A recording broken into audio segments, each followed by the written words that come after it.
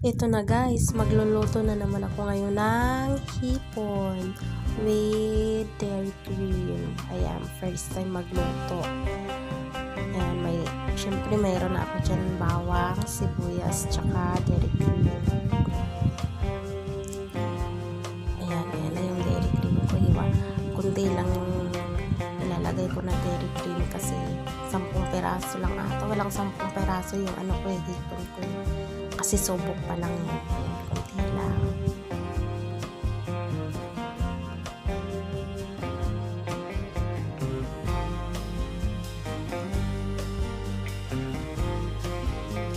Ayan, habang naghihintay tayo, nagpapainit ako ng kawali. Ayan, naglagay na ako ng kunting mantika lang.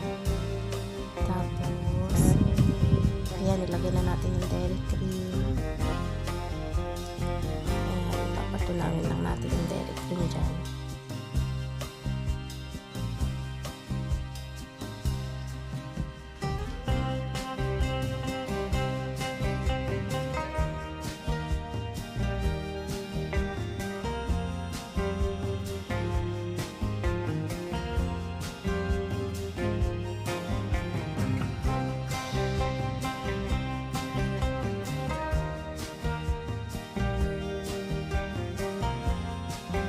Tapos, ilalagay na natin yung bawang.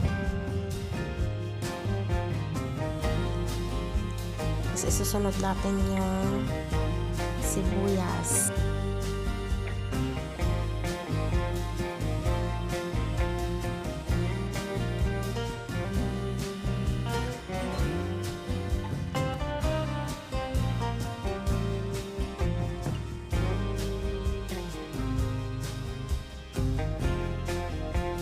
Yung bawang na yan, pinapapa-dark ko lang konti.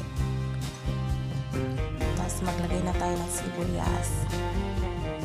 Yung sibuyas ko nga pala, malalaki yung hiwa niya. Depende naman sa inyo kung anong hiwa yung gusto nyo dyan.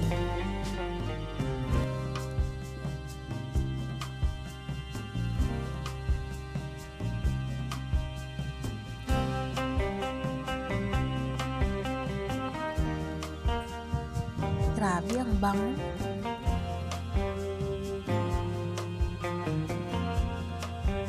Feeling ko talaga, magaling na talaga ako magluto. Tapos ilalagay na natin yung hipon.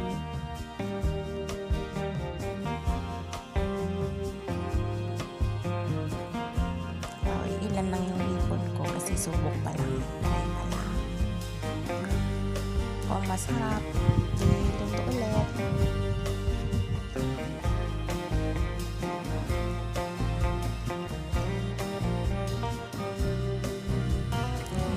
Mix lang, ano-ano lang muna.